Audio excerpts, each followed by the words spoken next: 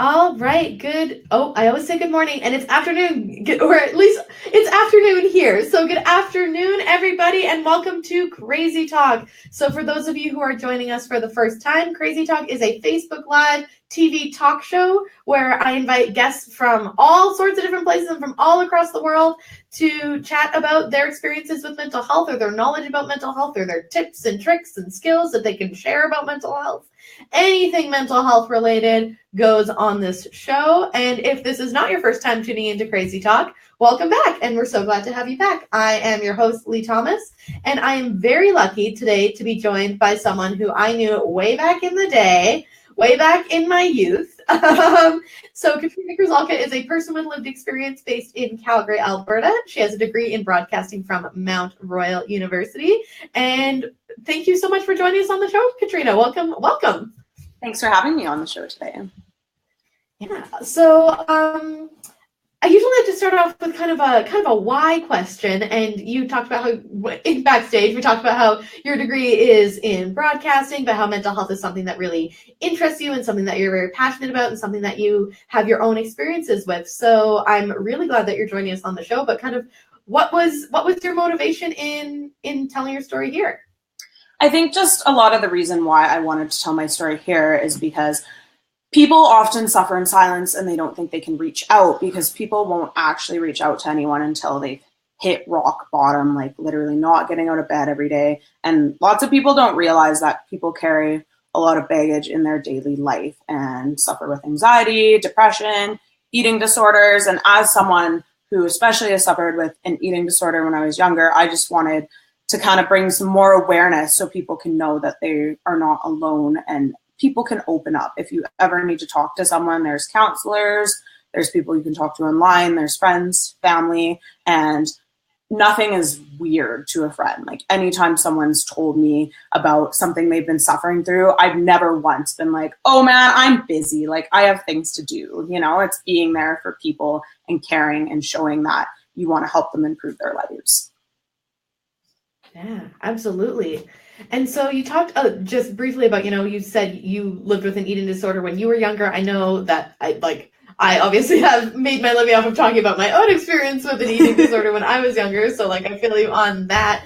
What do you think were some of the obstacles when you were struggling with an eating disorder to getting help?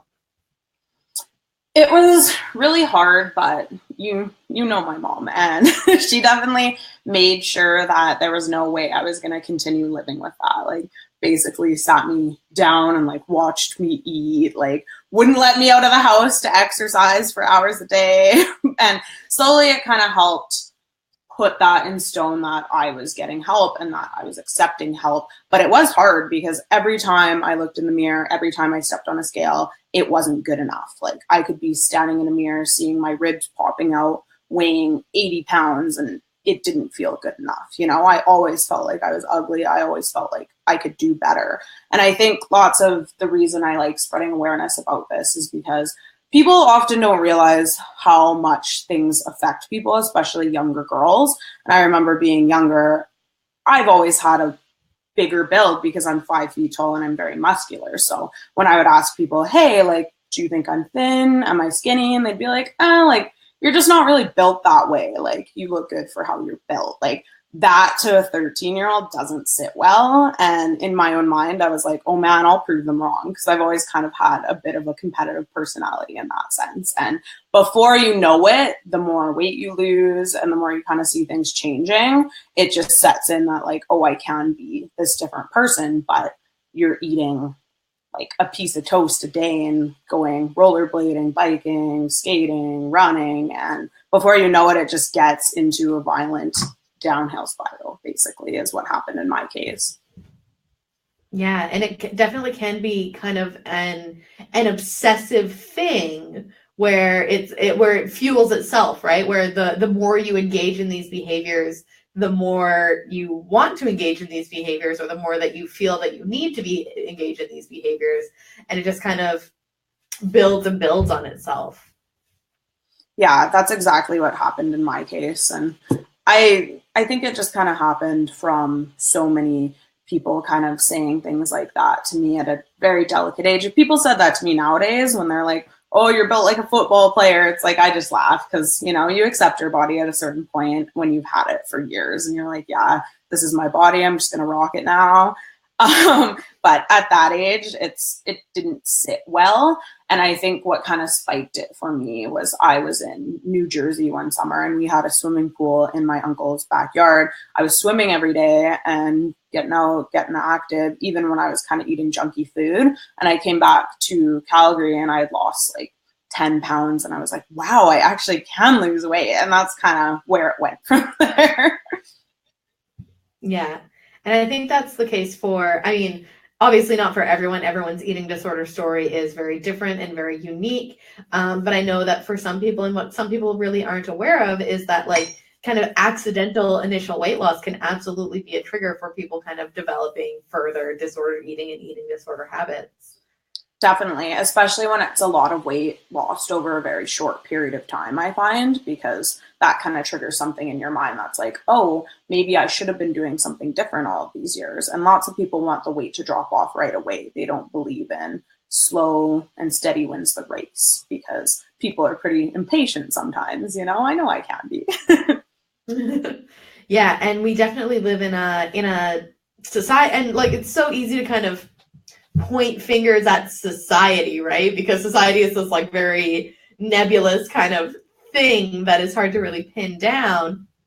But a lot of the times we do, you know, really live in a society that values certain bodies over other bodies, like whether that's because of, you know, the color of their skin or the size or, you know, all of these different things. Like we live in a society that has kind of created this body hierarchy, which is super messed up, and it's something that a lot of us didn't learn to challenge, or at least in my case, I didn't learn to challenge kind of those messages that I was given about, you know, thin bodies being more valuable. I didn't really challenge that until like I went to university, you know what I mean? Like all through high school, that was just like facts, you know what I mean? Like thin was better, and that just like was a truth. It was like saying that gravity existed, you know what I mean? It was just factual. Totally. Where do you find that you got the help?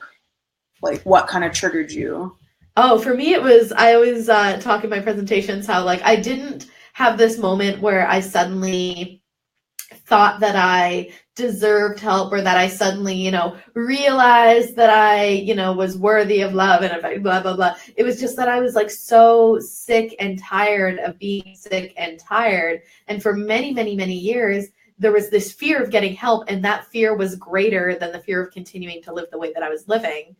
But eventually it got to a point where I was afraid of continuing to live the way that I was living, and that fear was greater than the fear of getting help. But it took me like many, many years before I got to that point. Yeah. How long was it till you got help? Probably so the first time I reached out for help would have been the summer of 2012, which was the summer after first year university for me. Oh, wow. And so I would have been 18 years old at the time. So in the ballpark of like 18, like 8 years or so, like okay, better part of a decade. Crazy. Yeah, which is ridiculous. And it's where a lot of the times, especially if you are like not particularly thin, people don't think that you have an eating disorder, right? Like that was very much the case in my case, was because I was not particularly thin. No one thought that I had an eating disorder because I didn't look and act the way that we thought people with eating disorders looked and acted, right? Yeah. Yeah. Which I guess is like a big misconception that people can have around who can develop an eating disorder, right? Like what common misconceptions do you think are out there around people who have eating disorders? I found when I was suffering with mine, lots of people thought I was puking all of the time, which I wasn't. I was anorexic, and it kind of triggered me lots of the times because I would go just to take a pee at my dad's house or whoever, like someone who cares about me basically. And they would be like, oh, you're puking in there. You went to pee right after you ate. You were puking. And I was like, no, I wasn't actually. And that kind of just sat with me in a very sour way lots of the times when people would accuse me of things, because it was like, no matter what I did, people always thought I was lying to them. So like lots of, I guess in my case, misconception would be that I was hiding everything that I was doing, because I really wasn't. Like you could see everything I was doing. You could see what I was eating and the amount of exercise I was doing. But in my case, I wasn't doing everything that everyone who suffers with an eating illness does. Yeah. I just want to stop. We got a comment from Rudy saying, thank you. Thank you so much, Rudy, for tuning in. Always glad to have you watching the show. But I do think that, yeah, that is a misconception that people have around people with eating disorders, is that eating disorders make us inherently, manipulative or inherently liars or whatever it is. And I think that some people with eating disorders, that is absolutely true of their experience, right? Where they do find that, they did feel more manipulative or feel that they were forced to lie or whatever it may be, but that it's just not one universal experience, right? That everyone has their own kind of story to tell. Mm-hmm. So when it comes to telling that story, because you said that you've worked a bit in broadcasting and you've done a lot of traveling, and I saw that you shared on Facebook this event or this video and saying, I'm going to come on this show. I think it's really important to talk about this. What has been people's experiences with you telling them about your eating disorder, kind of, in the real world, you know what I mean? In the real world. Because if people are carrying these misconceptions, like, have you ever faced anything, around those, or have people generally been open and accepting, or what's your experience been? People usually are pretty open and accepting, and they appreciate the fact that you open up to get help. And in that case, it was mostly my parents just recognizing that there was a problem. And I don't think that they really realized how deep of a problem it was, because lots of the times they were like, oh, like our lazy art girl is finally getting out exercising, good for her, and that was kind of the beginning of it. But after I was like out for like 6 hours a day every day and like hardly coming home from meals, I think that's when it kind of set in with them. And even when I went to school, I still feel guilty about it, and I think it's part of the reason why I never waste food now as an adult. But I used to like flush sandwiches down the toilet, throw them in the garbage, like things like that. So I just always kind of tell people about that, because even when I was a resident advisor, I had dealt with a couple girls in my community kind of feeling the pressures of societies, like lots of people do.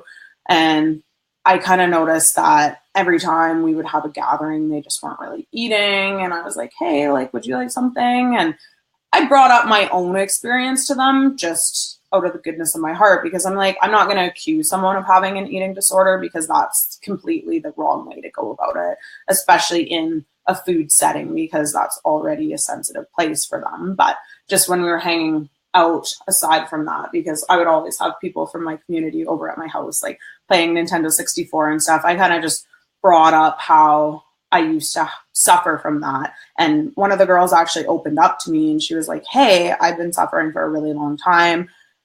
I've never really had anyone to talk to because it's really embarrassing for me. And we had a big, long conversation about that. And I looked up some services that she could use on the university campus. So it's just kind of a good experience, because in tune, me being honest and open about my own experiences helps someone else get through.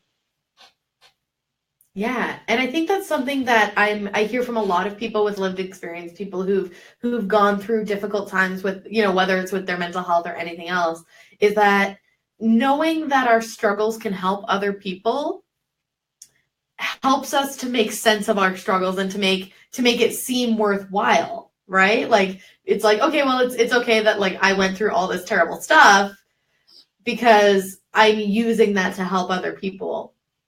Definitely. And even with depression and anxiety, like so many people live with it every day. And there's days when you feel like, oh, I'm fine. Like I don't even have anxiety. And then something so small can trigger just like a huge reaction. And more people than you know actually suffer with that. And I know you're not a huge fan of Bell Let's Talk. I've seen a couple of your things.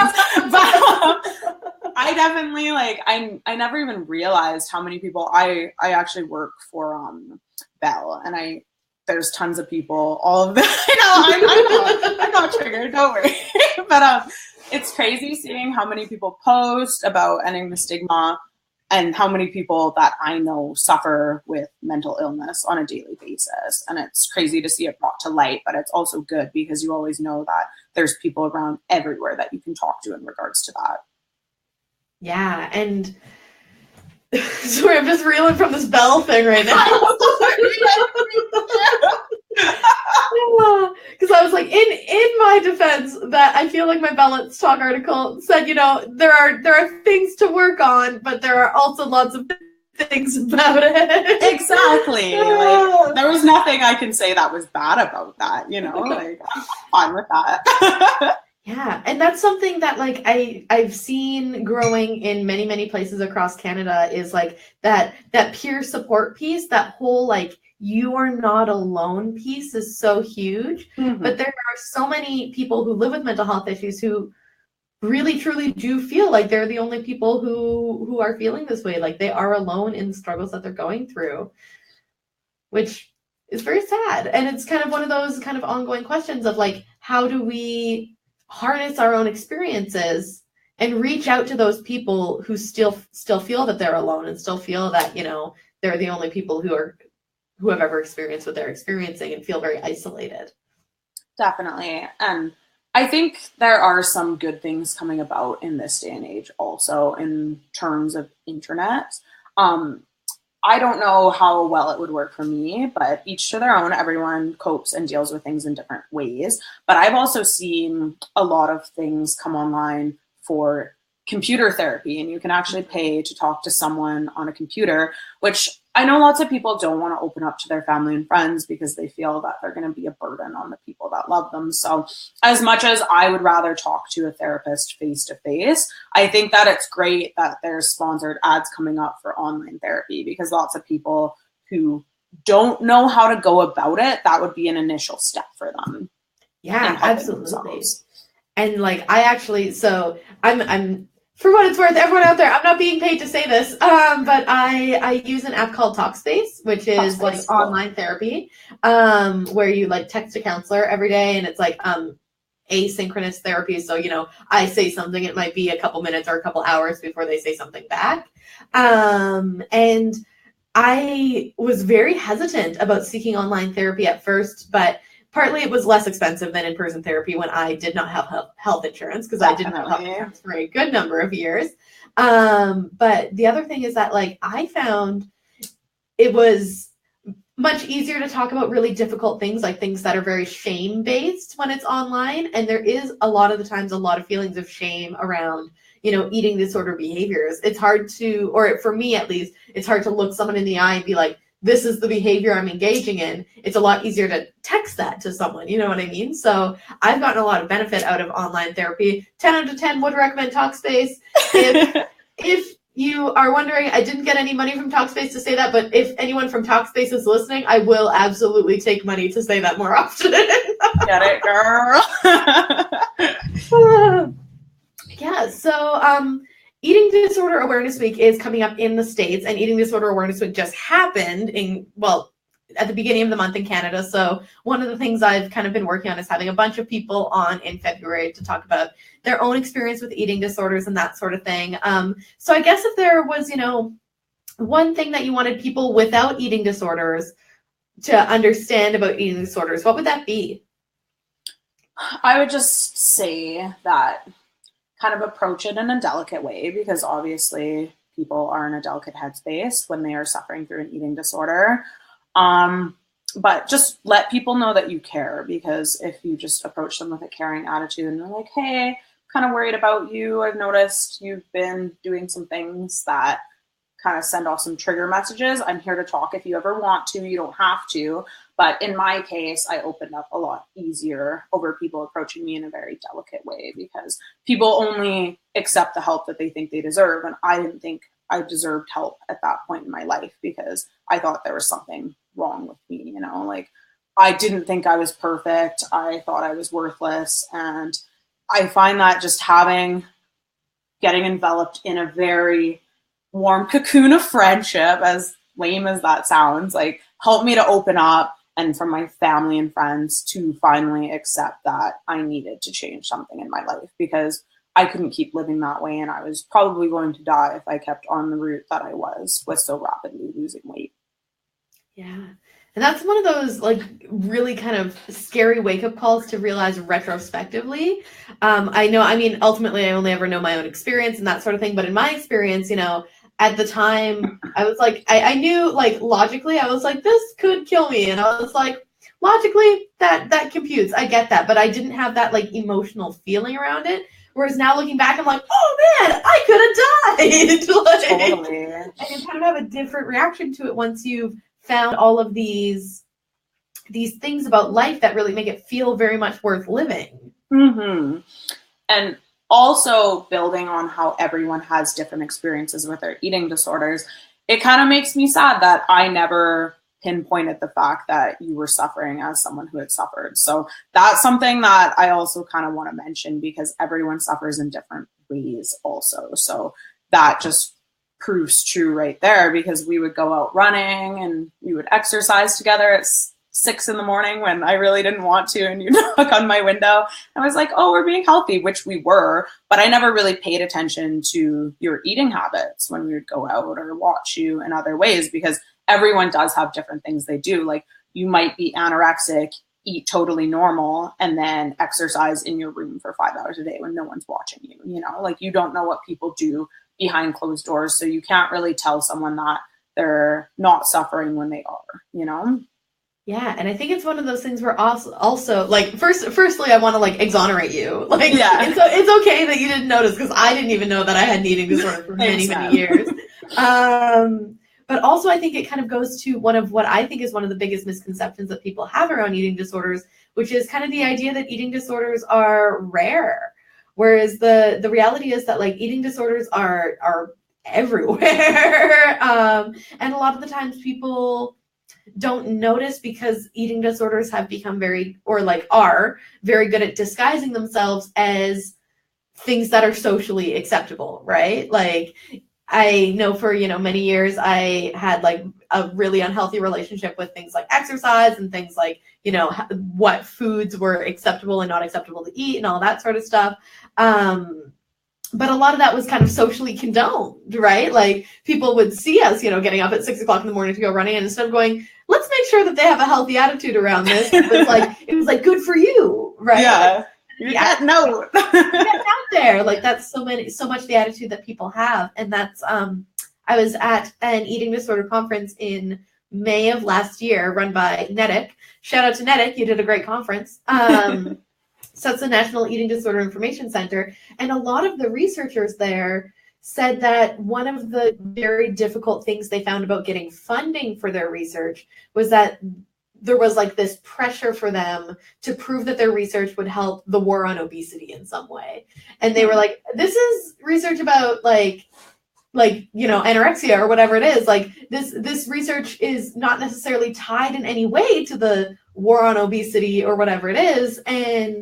But there was this pressure because, our society kind of has this attitude of like, exercise is good, eating healthy is good, and, anything else is bad. You know what I mean? Like, we live in a society that has a very sick attitude around exercise and food and body image and all this kind of stuff. And it's kind of, how do you get healthy and how do you stay healthy in a world that's really bent on keeping you sick? Pretty much. And even building on that, it was funny because a couple of years ago I was at the gym and I was paired up with a personal trainer for kind of that initial episode that you go to the gym. And this girl weighed me and she was like, you are so obese. And I'm actually a little bit chubbier than I was then. And she was like, yeah, you're going to have to lose about 50 pounds to be in your proper BMI. And I was like, I seriously haven't weighed that since I was 13 and anorexic. And I straight out said that to her. And she was like, well, it's still your BMI. So until you weigh that much, like, you're not healthy. And I was like, how can you not recognize that? I know that she's paid to say that because she wants you to keep coming back to the gym. But little did she know that something like that, if I wasn't in a good headspace, that could have triggered a teen girl who was going to that gym to be like, there's something wrong with me, So that kind of resonated with me, and that made me really upset that people at that gym in particular were trained to say that and never really have flexibility when clearly people aren't overweight. It just comes down to bone structure and how some people are built. And that muscle weighs more than fat also. And that's like, oh, I mean, there's so much I want to unpack there, because like talking about how BMI is like a really horrible measure that like has done very little good for the community.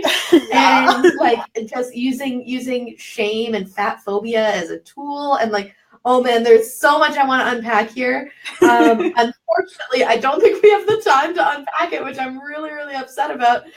So I guess we'll just have to have you back on the show, and we'll talk more about, you know, the whole how BMI is evil. As I'm like projecting a little bit of my own opinion on here, but yeah. So we are really getting near the end of the show. We only have a couple of minutes left. So if you had, you know, one thing of someone watching this show and you want them to go out and do something, or go out and Google something, or whatever it might be, someone watching this show right now, what would you like for them to do next? I would definitely say, as hard as it is and as alone as you feel, there's always someone to talk to, whether it's just reaching out to a friend, family member, online counseling, as we were discussing, or Googling a therapist in your town. There's also a lot of therapists that do cheaper rates for people that don't have benefits, which is something that I found when I finally accepted that I deserve some help.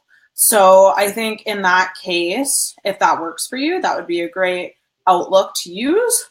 But just don't be afraid to talk to people, because people, I know that when you're in that negative headspace, you're constantly like, I don't deserve help. I'm not good enough. I'm just going to suffer through this because I'm not even good enough to improve my own outlook in my own life. So anytime you're feeling alone, talk to someone who cares, because there's always someone, if they have value enough to be in your life as it is, that will point you in the proper direction. Oh, I love that. I also want to give a shout out to Jacqueline Ann Wilkinson, Mom! who commented in the comments and said, "Fuck BMI." Yeah, true. Oh my God, my mom's such a badass. I love it. So thank you to everyone who commented. Thank you to Katrina so much for being on the show. It was really, really great having you. We had a great time. I'm not sure I've laughed this hard on the show in any of the episodes so far. We've just been having a good chuckle, which I always love. So if you are watching this show and you're thinking, wow, this episode of Crazy Talk was awesome, I want to watch more episodes of Crazy Talk, you can find more episodes of Crazy Talk on my Facebook page at facebook.com/LeeThomasSpeaks. Or you can sign up for my mailing list and get episodes of Crazy Talk directly to your inbox. I'm going to put a link to my mailing list in the comments. And other than that, thank you again, Katrina, so much for being on the show. And have a great day, everyone. Take care. Thanks for having me.